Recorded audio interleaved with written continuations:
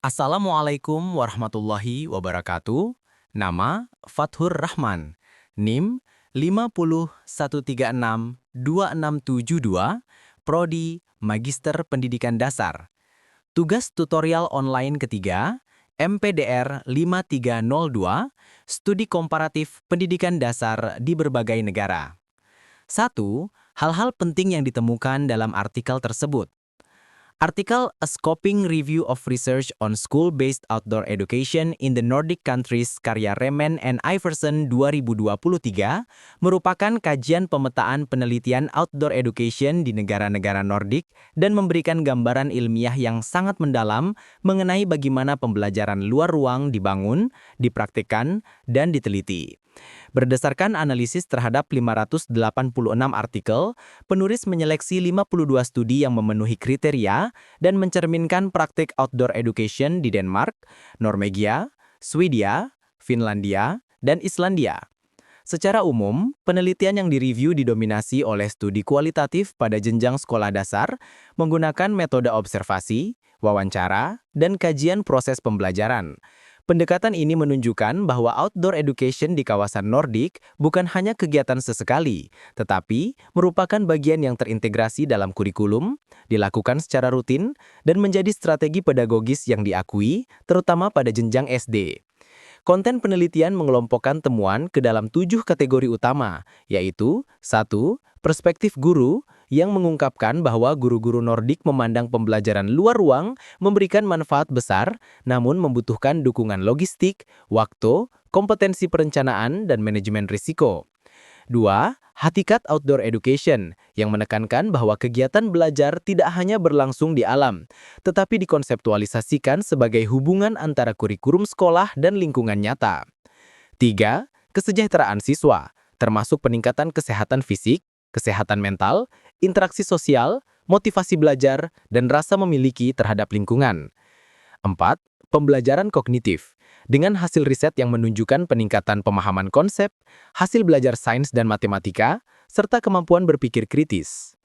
5. Proses belajar mengajar, yang menegaskan bahwa pembelajaran luar ruang memperkuat keterhubungan antara teori di kelas dan pengalaman langsung. 6. Sumber daya digital, meskipun masih minim, tetapi mulai menjadi perhatian dalam penelitian. 7. Pendidikan keberlanjutan, yang mendorong literasi lingkungan dan hubungan siswa dengan alam. Salah satu poin kuat dari artikel ini adalah bahwa outdoor education terbukti memberikan dampak komprehensif meliputi ranah kognitif, afektif, sosial, fisik, dan emosional, serta mendorong pembelajaran bermakna atau meaningful learning. Meski demikian, penulis mengidentifikasi kesenjangan penelitian, seperti kurangnya kajian pada jenjang menengah atas, terbatasnya pemanfaatan teknologi digital dalam pembelajaran luar ruang, serta perlunya studi lebih mendalam mengenai bagaimana guru menghubungkan pengalaman belajar di luar ruang dengan tujuan kurikulum yang lebih luas. Temuan-temuan ini tidak hanya menggambarkan model outdoor education di negara Nordik, tetapi sekaligus menjadi kerangka perbandingan untuk menilai sejauh mana praktik serupa dilakukan di sekolah lain, termasuk di Indonesia dan khususnya di SDN 18 Dodu, Kota Bima. 2. Keterlaksanaan outdoor education di Indonesia dan hubungannya dengan praktik di SDN 18 Dodu, Kota Bima.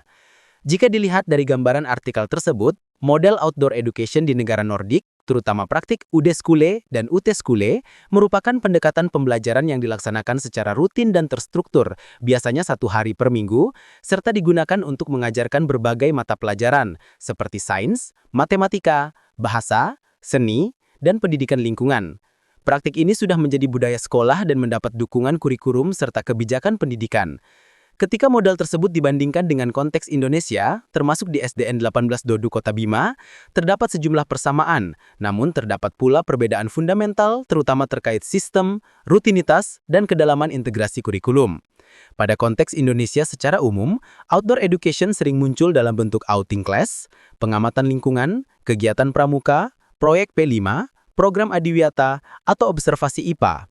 Aktivitas tersebut relevan dan memiliki nilai pedagogis, namun sebagian besar masih bersifat insidental, bukan program yang terjadwal secara mingguan seperti di negara Nordik. Hal yang sama tampak dalam praktik di SDN 18 Dodu Kota Bima, di mana pembelajaran luar ruang dilakukan dalam beberapa bentuk, namun belum terintegrasi secara rutin dalam kurikulum harian atau mingguan. Dalam observasi umum terhadap praktik sekolah dasar di Kota Bima, termasuk SDN 18 Dodu, outdoor education biasanya hadir dalam bentuk A, pembelajaran IPA berbasis lingkungan, seperti pengamatan tanaman di halaman sekolah, ekosistem kecil, atau perubahan cuaca. B, pembelajaran matematika kontekstual, misalnya mengukur panjang, luas, atau keliling dengan memanfaatkan fasilitas lingkungan sekolah. C, proyek P5 seperti kegiatan gotong royong, kebersihan lingkungan, dokumentasi budaya lokal, atau eksplorasi lingkungan sekitar Dodu. D, aktivitas literasi lingkungan, misalnya menulis deskripsi objek alam, legenda lokal, atau refleksi kegiatan luar ruang. E, aktivitas pramuka dan pembinaan karakter. 6, kegiatan adiwiyata lokal seperti memilah sampah, penghijauan, atau menjaga kebersihan area sekolah. Praktik-praktik ini menunjukkan bahwa SDN 18 Dodu telah mengimplementasikan sebagian elemen outdoor education, terutama pembelajaran berbasis pengalaman dan lingkungan sekitar. Namun jika dilihat dari perspektif artikel tersebut, pembelajaran luar ruang di SDN 18 Dodu masih memiliki ruang pengembangan agar sejalan dengan pendekatan komprehensif model Nordik. Perbedaan paling mencolok adalah bahwa outdoor education di SDN 18 Dodu belum dijalankan secara rutin lintas mata pelajaran dan bertujuan kurikuler jangka panjang, melainkan lebih banyak berbentuk kegiatan tematik sesuai kebutuhan atau momentum tertentu. Meskipun demikian, potensi pengembangan outdoor education di SDN 18 Dodu sangat besar karena letak sekolah yang dekat dengan lingkungan perkampungan, lahan terbuka, kebun warga, dan ruang publik yang dapat dimanfaatkan sebagai laboratorium belajar alam. Pembelajaran berbasis lingkungan sangat relevan dengan karakteristik siswa sekolah dasar di wilayah tersebut yang memiliki kedekatan dengan lingkungan alam dan sosialnya. Artikel Nordik tersebut dapat menjadi rujukan kuat bagi pengembangan program outdoor education yang lebih terstruktur di SDN 18 Dodu. Misalnya, dengan menetapkan jadwal pembelajaran luar ruang mingguan, mengintegrasikan outdoor learning ke dalam RPP tematik, memanfaatkan lingkungan sekitar sebagai sumber belajar lintas mata pelajaran, serta mengembangkan pendekatan pendidikan keberlanjutan yang memperkuat literasi lingkungan siswa.